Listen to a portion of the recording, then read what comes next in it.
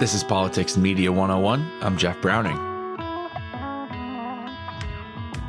Stephen Werheim is a senior fellow at the Carnegie Endowment for International Peace and a historian of U.S. foreign policy.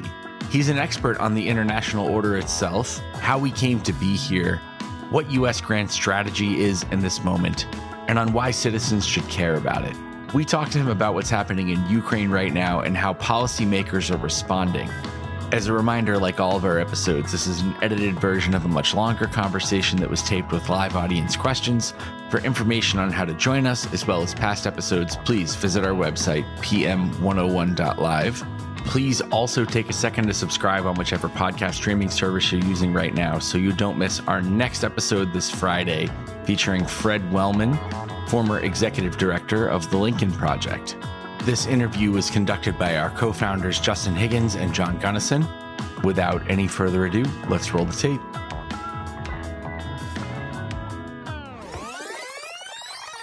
How do you view the collective West's response so far regarding sanctions and arming Ukraine? Have we gone too far, not far enough, just right? Where are you at?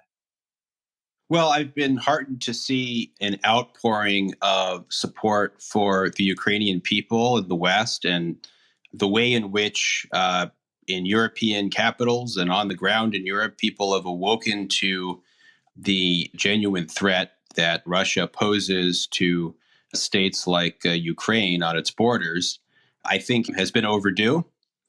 At the same time, I do worry about the sanctions. Not many people prior to the invasion, which was anticipated by quite a few people, envisioned sanctions as severe as this.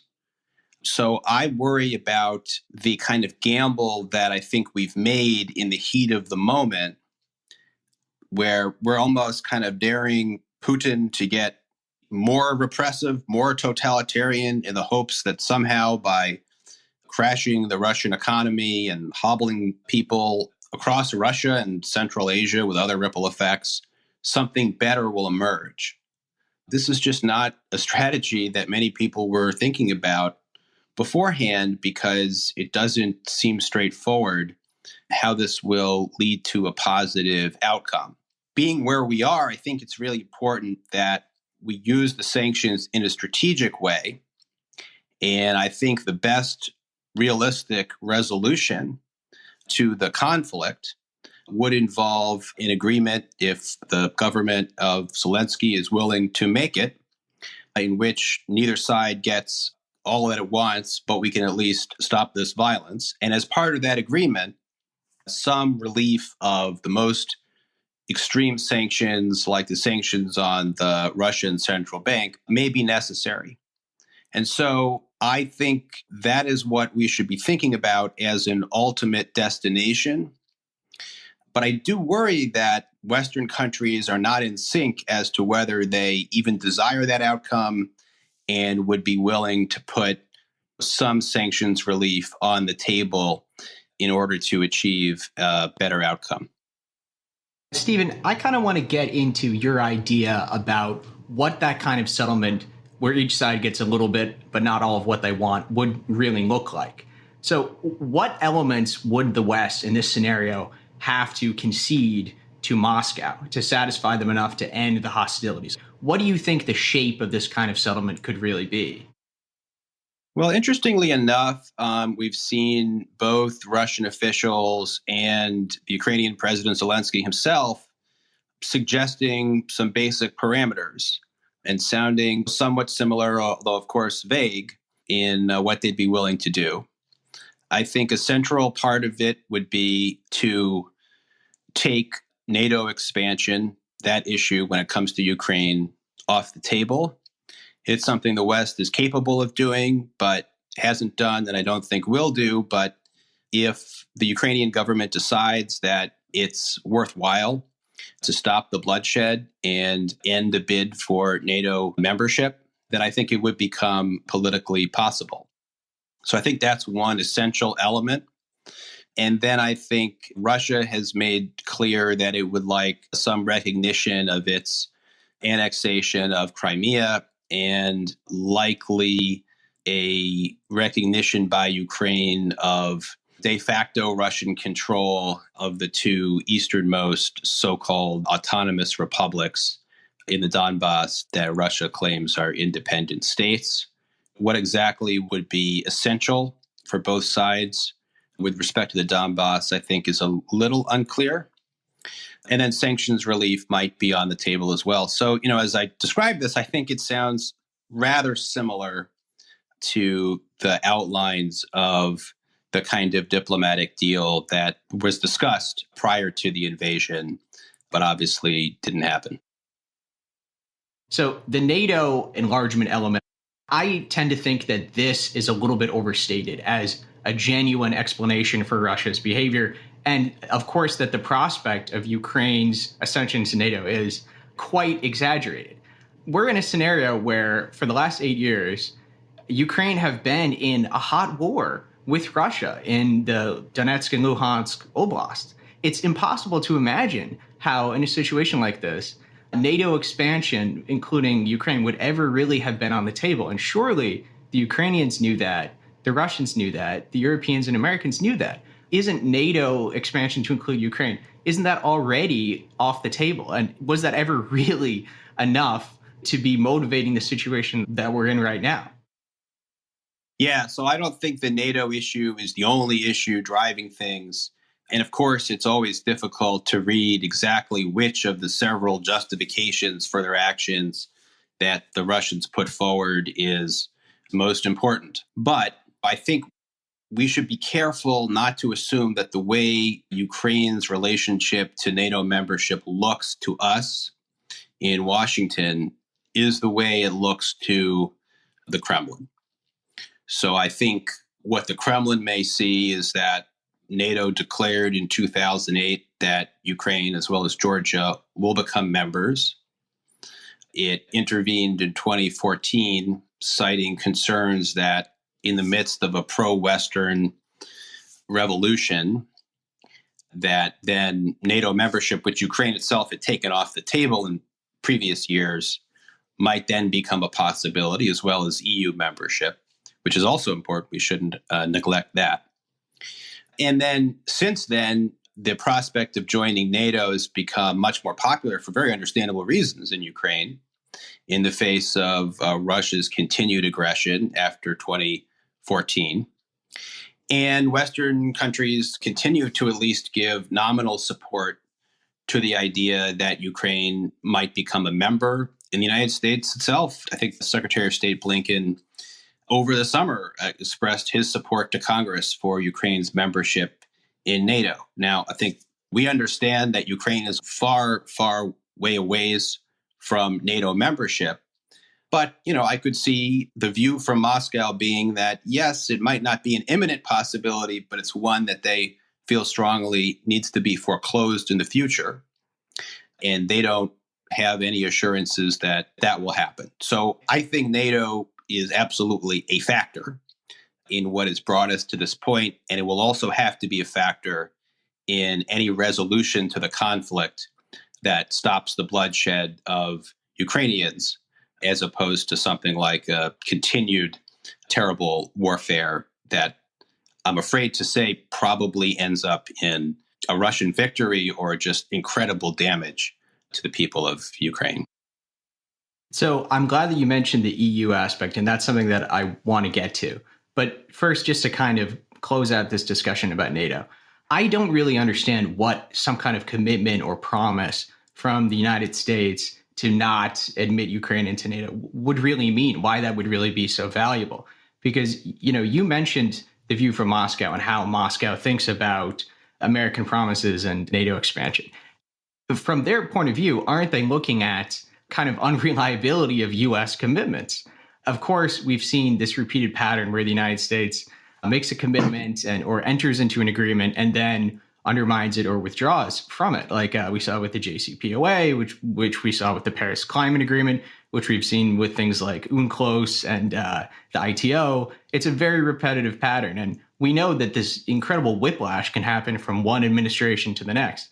So Tony Blinken and Joe Biden saying, we're not going to admit Ukraine into NATO, why is that something that really has so much value that it could be a central piece of resolving this conflict? I mean, surely Moscow understand that that kind of commitment is not any more valuable than the basic understanding that when there's a war happening in eastern Ukraine, France, Germany, Italy aren't going to ever accept Ukraine as a member. I mean, isn't that basic reality apparent enough for them that a commitment that really doesn't have very much value, it doesn't really add anything to a negotiation? It's a great point. There's definitely a commitment problem here. Remember, in the lead up to this invasion, the Kremlin demanded a formal treaty permanently forswearing the possibility of NATO membership for Ukraine. And, that wasn't going to happen. But we have, in fact, not tried the option of the president of the United States saying NATO membership for Ukraine is off the table. And I think President Biden, in his press conference in January, did indicate that Ukraine wouldn't be a member anytime soon, that it faced a lot of obstacles, and perhaps that he was willing to talk about this issue with Vladimir Putin. And we don't exactly know what he said to Vladimir Putin, so we don't know if any kind of offer was tried. But we have not had the United States say, this is not something we are interested in, it's off the table. But perhaps as important or more important than that, I think, would be the government of Ukraine deciding that it doesn't want to pursue NATO expansion and it favors a course of neutrality, which is something that President Zelensky floated recently. That would also potentially change the equation. But am I saying that I have some kind of magic formula where some technical fix is going to solve our problems for sure? Absolutely not. We just have to try. Perhaps we should try it. But of course, them saying that in the foreseeable future, we can't see Ukraine joining, I think that's probably about as good of a commitment as the U.S. really can make with, the pattern of whiplash between administrations in mind. But let's kind of talk about that EU element, because I think this is just as important, much less discussed. If we look at the events of 2013, 2014, and what precipitated the war in Ukraine, it was Euromaidan. It wasn't NATO Maidan. It was the aspiration of the Ukrainians to join the EU association agreement, which they had agreed and then had been ripped up by Yanukovych, who instead wanted to join the Eurasian Economic Union.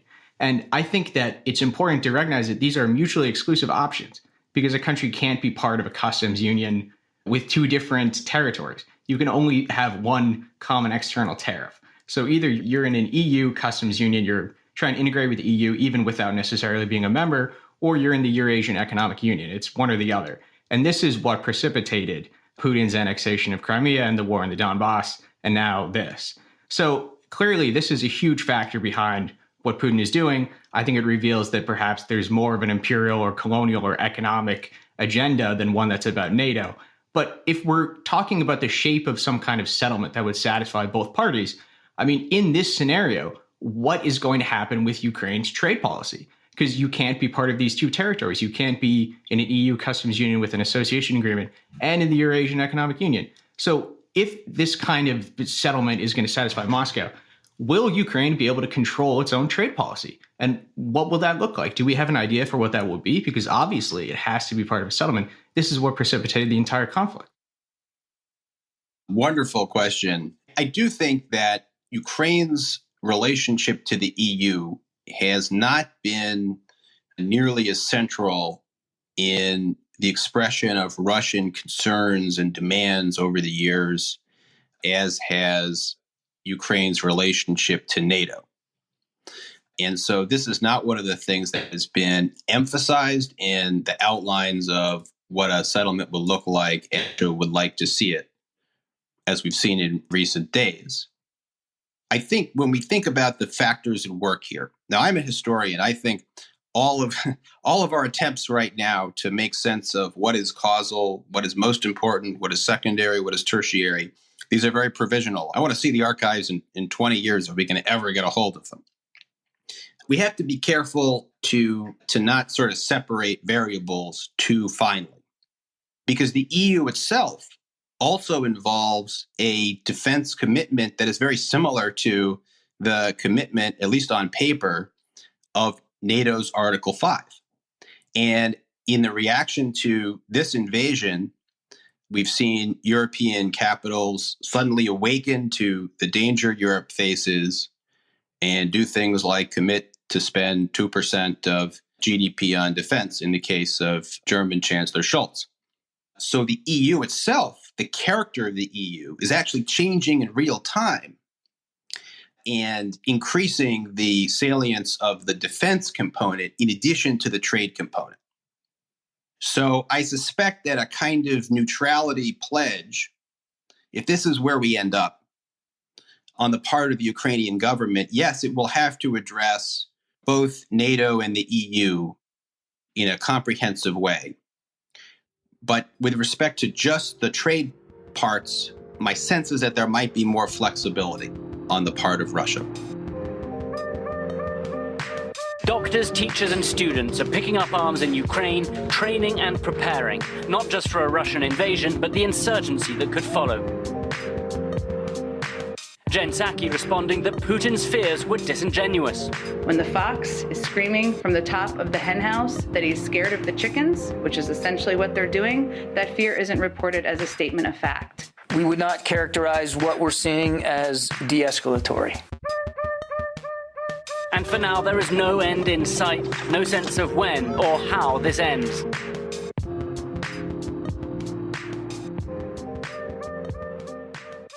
I wanted to dig into, Stephen, let's zoom back out a little bit from the trade policy and potential solutions. You said that you fear that any type of resolution is either going to be death, despair, and destruction for the Ukrainian people on massive levels, or a Russian victory. And I wanted to dig in. You've also been against supporting any type of robust funding of an Ukrainian insurgency from, namely, the United States. And we've had on experts from Carnegie, CSIS, and they've all said that any type of robust insurgency will require supply lines from the US and EU and NATO. You know, the gasoline, the oil, lubricants, the weapons, the food, the medical supplies, to really make it painful for Russia. So why do you not support any type of, or a robust type of funding of an insurgency? No, I don't think I've opposed support for a possible potential Ukrainian insurgency. I think what I've said, and anyway, my position is that it's premature to be expressing support. First and foremost, the Ukrainian government stands. It's not an insurgency. It is mounting a defense of Ukraine. And I hope it has every success in doing so. So it's almost talking down Ukraine's chances to be talking about a future possible insurgency. But I do think it is premature. Some people seem to be really enthusiastic about an insurgency, and they're kind of fantasizing about it. And even prior to Russia's full-scale invasion of Ukraine, we're talking about, turning Ukraine into Putin's Afghanistan and just bleeding Russia endlessly into the future with blood that is in fact Ukrainian blood, even if there are supplies from the West. And I think that is a kind of fantasy about turning Ukraine into this great power playground. With what benefit, I'm not exactly sure, except for weakening Russia to some degree. And so I think this discussion is quite premature. And keep in mind that, we may get to a point where the legitimate government of Ukraine, rather than wanting to continue to fight or to have an insurgency, wants to find an off-ramp to the conflict and hopefully would be able to achieve what it seeks with Russia and with support from the West. And, do we support an insurgency that would then take on the Ukrainian government of Zelensky? I would think not. But I do actually worry that some people, their main goal is to just bleed Russians. So I think that's inappropriate. And I think any decision to arm an insurgency requires us first to actually have the concrete situation at hand so that we can assess who would we be arming, what would the strategic aim be. And what would some of the costs and risks be in addition to the benefits? And I don't see a way to answer any of those questions right now. So it's not a no to assisting a potential insurgency. Right now, this is a premature discussion. I would argue that I think an insurgency is very difficult to obviously fund, especially with robust support. You have to pick out the actors very carefully and know the endpoint. But I guess I want to ask you this question. Isn't it enough to support the aim of bleeding out Russia as much as possible to fund any type of insurgency? And specifically, I worry that if, for example, the U.S. were to push the Zelensky regime, tell them we're not going to fund an insurgency, and then push the regime to accept what Putin wants, which is basically to overthrow the government, to take the large swaths of land in Crimea and the other regions that we're talking about, after creating all of this death and destruction throughout the country, bombing all of these civilians, that isn't there a concern that by receding and letting Russia overthrow a government and just do an imperialistic territory grab, that other countries who might want to pursue a nuclear weapon but are watching on keenly might say, you know what, if we can just withstand sanctions for a little bit, we can go get that nuclear weapon. It's full deterrence against anything the U.S. and West will do to us. We can go and we can make land grabs. We can go dictate mutual defense pacts. We can go overthrow our neighboring governments as long as we have this nuclear weapon, withstand the pain for 5 or 10 years. And then, you know what? They'll start to roll back these sanctions. Isn't that a concern? Well, this incentive to have nuclear weapons has always existed. Governments, including that of North Korea, I think, have looked at the last several decades of events in the world and U.S. foreign policy. Some of them have concluded we need nuclear weapons, at least as a guarantee of our survival. I actually think, if anything, right now, the lesson to take from the West's response to Russia's invasion of Ukraine is something like the opposite. I mean, the West has actually undertaken serious risks and costs to sanction a significant economy. And Russia may well retaliate in damaging ways, including through cyber attacks. We haven't seen it yet, but it may come. We are, as President Biden noted, making our oil and gas prices go up, in part through these sanctions. It's Putin's fault morally, but we've also chosen to take those actions, and Europe is much more connected economically to Russia. So if I were another country looking at this, I wouldn't think, hey, anything goes. Not many countries are in Russia's kinds of position, especially with respect to the strength of Russia's armed forces, its conventional forces. That's not something that other powers can just replicate. Now, your question had a lot of parts to it. And just to come back to the insurgency question, Zelensky is not going to agree to a regime change. Any agreement that Zelensky would make, and it's his decision to make, let's be clear, he shouldn't be, coerced into it by the United States. But any decision he would make would involve his government standing, and it would therefore deny one of the aims of Russia in this war, which is, and what appears to be, a Russian intent to install a puppet government. So if that were to happen, then, I would think that the calls for arming an insurgency, which would come at the expense of the Zelensky government, should end.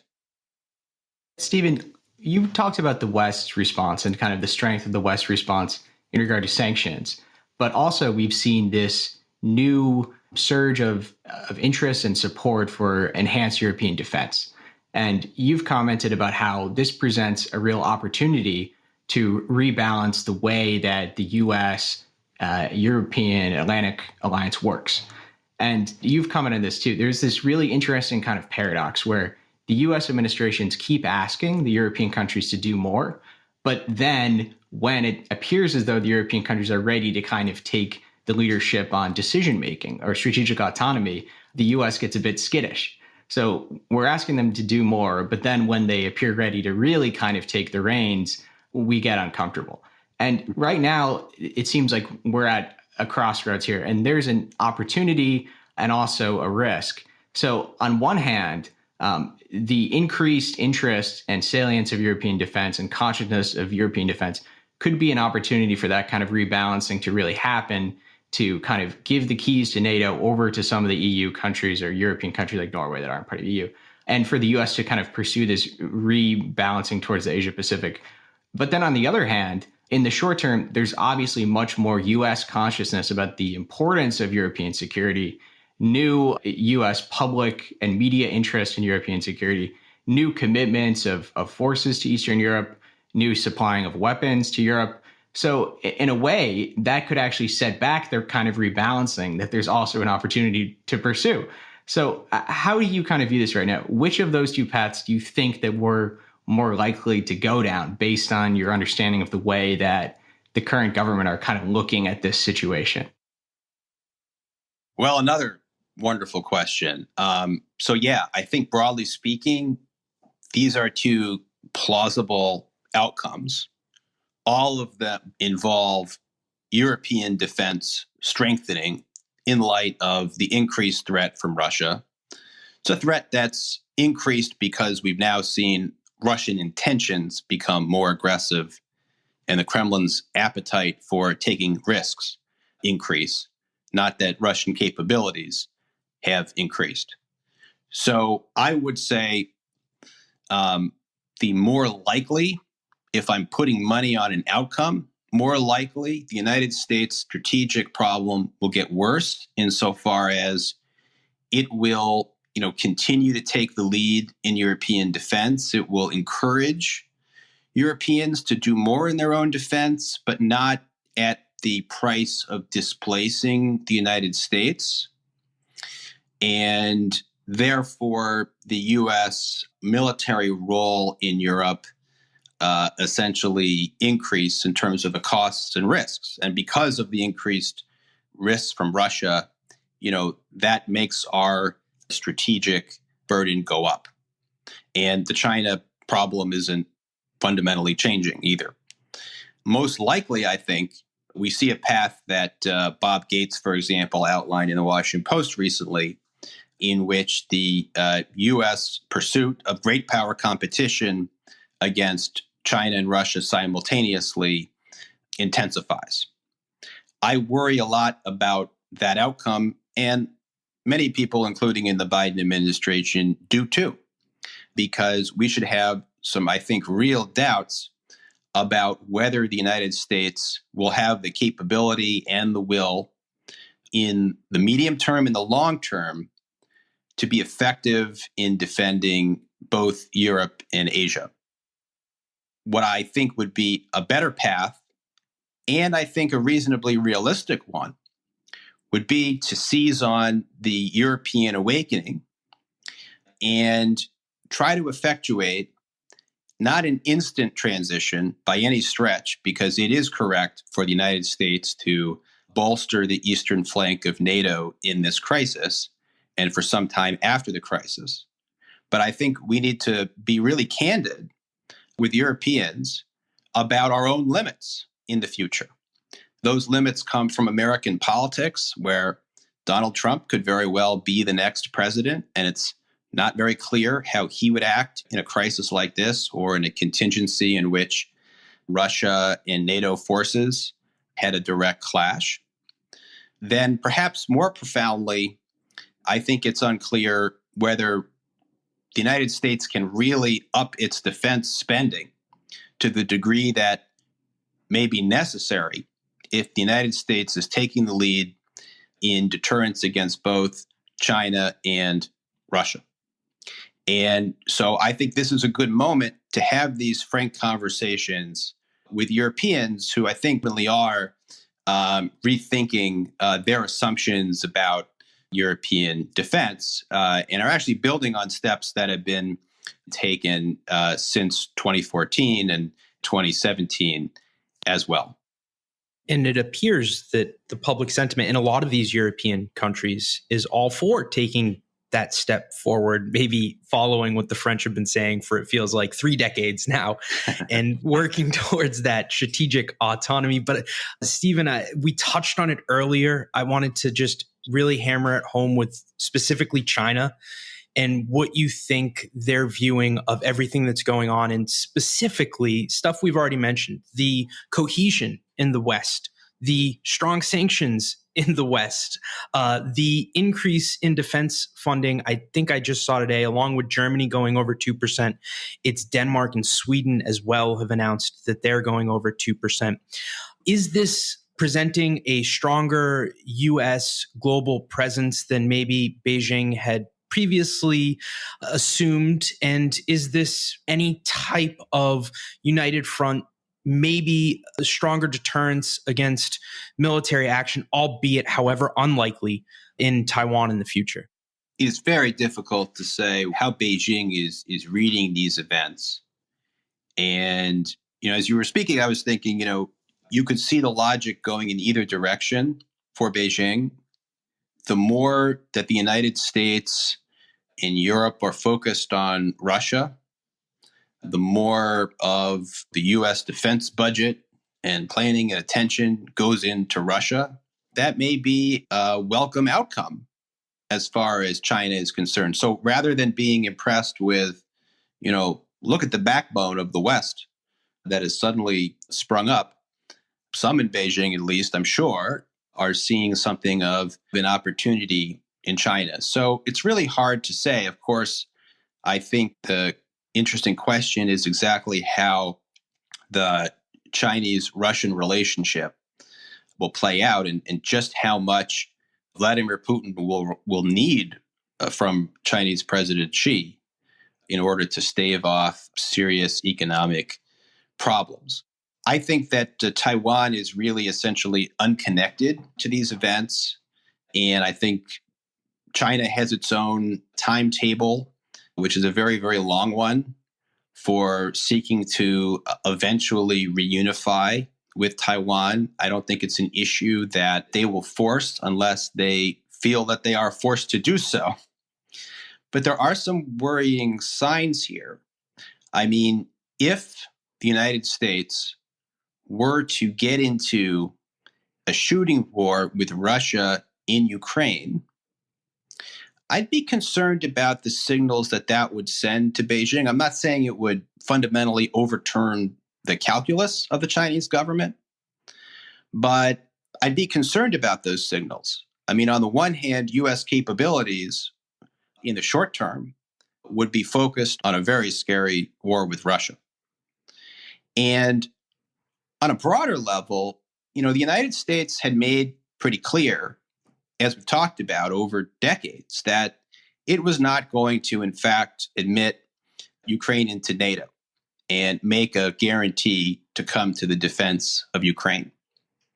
And it was quite clear that Russian elites, as well as Vladimir Putin, but Russian elites more broadly, viewed the alignment of Ukraine as a red line for Russia. So for the United States to exceed that red line and exceed what it said it was going to do, I think it would at least raise a question in Beijing about whether the United States truly is still committed to the one China policy and to preserving ambiguity as to whether it would come to the defense of Taiwan. So you put those factors together, and again, not predicting anything, but contrary to this conventional wisdom that, somehow if the West lets Russia achieve its aims in Ukraine, that will embolden China to move on Taiwan, I think the reverse has actually gotten more logic to it. If the United States and the West were to get into an all-out conflict with Russia, I would actually be more worried about stability across the Taiwan Strait. So I just want to ask one more question.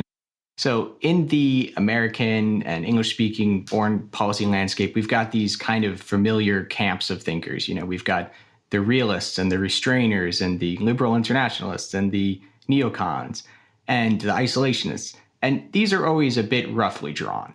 But at times of great conflict, at times of great crisis, at times of great change, sometimes they're redrawn, and sometimes things move in a surprising way, and people voice opinions and perspectives that are surprising. So in the middle of this crisis, what has surprised you about the way that certain thinkers have reacted? Has anyone or any of these kind of camps or groups of thinkers reacted or responded in a way that's really surprised you and you think changes a little bit of how we understand the way Americans think about foreign policy? As of now, to me, the biggest surprise probably doesn't have anything to do with those camps that you described. It's more that some people seem to be not taking seriously the eminently foreseeable consequences of certain courses of action. So, advocating for a no-fly zone, which I don't think is going to happen. The Biden administration certainly doesn't want to do it. Are you really sure you want to have a great power war with a nuclear peer to the United States? Nobody really thought that the stakes were there for the American people prior to the invasion, an invasion that was foreseen. And so I guess I'm surprised by the extent to which, maybe more in media commentary, but not limited there, than in policymaking circles, many people are viewing this war primarily through the lens of humanitarian intervention. They're seeing this war as kind of another episode in this trajectory from the 1990s with the wars in Yugoslavia, the former Yugoslavia, through to various Middle East interventions, Libya, Syria, etc. And I understand where that comes from, but I almost pine for the sobriety of the Cold War. Americans understood the grave stakes. For example, when there were uprisings in Warsaw Pact countries, Hungary, 1956, Czechoslovakia, 1968.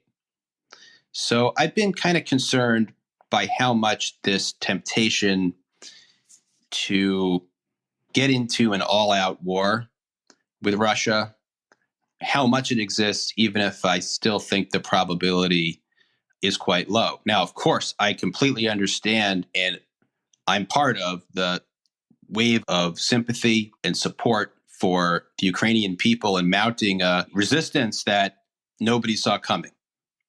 And frankly, the anger at Russia. It's hard to imagine being disappointed with Vladimir Putin, but I think I was kind of disappointed with Vladimir Putin for taking this kind of just awful That action. is hard. I know. I didn't think it was possible, and he showed me that it was. So I'm totally getting the emotions of the moment, but I am a little bit concerned that we've lost sight of the stakes that are truly at play. So I did want to just follow up there, Stephen. I think we agree with you that the people that you see on the media circles and Adam Kinzinger, who doesn't really have a political party advocating for no-fly zones, maybe it's just in those type of circles and it's super dangerous. That's World War III, right? But I have to ask you your opinion on the other side, because you have similarly unserious people like Rep. Omar and a lot of the progressives who are advocating against any sectoral sanctions against Russia because they're concerned about the impact on the Russian people, which, according to our guests, largely support the war. She was actually one of two Democrats with Cori Bush to vote against sanctioning Russian oil because of the impact it would have on Russia. So should we be equally concerned that some people appear in the Democratic Party just willing to let Russia have Ukraine without any serious sanctions or actions because it's against their core ideology, and they are in policymaking circles? Interesting. And we should just add to the point that I believe it's Joe Manchin who also expressed support for a no-fly zone, so a different part of the Democratic Party. So, we've got Republicans, Democrats, progressives, conservatives saying all kinds of things. I am not aware exactly of what Ilhan Omar's position is, so I can't comment on that. My impression, though, from speaking with some members of Congress and their staff, is that, in fact, there is widespread support among progressives for serious sanctions on Russia. We have imposed incredibly serious, severe sanctions on Russia in the first week of the conflict, regardless of what one's stance is then on the oil and gas sanctions that were recently imposed. That's actually small beans compared to blocking transactions for the Russian central bank and for major Russian financial institutions. Those are the big ones. And I'm not seeing a whole lot of disagreement about that in Congress. In January, they released, as a progressive caucus, Congresswoman Jayapal released a letter actually unequivocally stating that they're against sectoral sanctions on Russia, and then Putin invaded. Was the premise that, again, I haven't seen that letter. So was the premise that if Russia fully invades Ukraine, then they're against any sanctions on sectors of the Russian economy? What the letter said, it was like a roadmap for 21st century American foreign policy. And he was saying, from this point forward, these are the tools that we should consider using. And these are the tools that we should rule out using in any and all cases. A couple of the things that they said that the U.S. should not participate in from this point forward were lethal aid and sectoral-based sanctions. This document was released in January, and the IC had been doing briefings with these members as early as November, telling them that the invasion was probably coming. So it was deliberately released with this roadmap for 21st century foreign policy in the context of those briefings and the news cycle as it was in January. Well, look, I actually have to wonder how different that position was at that time from what the Biden administration was planning itself. These sanctions have become much bigger, much more severe than I think the administration was planning. I mean, the line coming into the invasion was that sanctions would not target or severely affect ordinary Russians, millions of people. Instead, they would go after Vladimir Putin, his inner circle, and I'm not quite sure where oligarchs stood on that. So the sanctions have expanded. And I will say, I think it's really hard to understand what exactly the strategy is and what we're trying to achieve. Should Russia pay a cost? Yes, absolutely, right? But sanctions aren't a binary. There's a question about the extent of the sanctions, and again, what the strategy is, whether we're trying to use them as leverage to achieve a better outcome, whether we're simply trying to turn Russia into a large Iran or North Korea. Not a perfect analogy because Russia's too big to be those things, but you get my drift. And that comes with risk too. So I worry about the extent of the sanctions, to be honest with you. I don't know exactly what the right amount was, and I think I favored serious costs going on Russia. I think killing Nord Stream 2, for example, was absolutely right. But where the line is, this is a legitimate question, and I think we have to continue to think about where to go from here in the weeks and months ahead. That's all we have for you today. Again, huge thanks to Stephen Werheim, to the Carnegie Endowment for International Peace, to our guests for their questions, and to you for being here. Like all of our episodes, this is an edited version of a much longer conversation that was taped with live audience questions. For information on how to join us, past episodes, or to sign up for our very illustrious email newsletter, which will deliver our best of to your inbox twice per month, please visit our website, pm101.live. This has been Politics and Media 101, produced in partnership with Clubhouse. I'm Jeff Browning on behalf of Justin Higgins, our co-founder, and our team. Thank you very much for being here. We hope to see you and hear from you soon.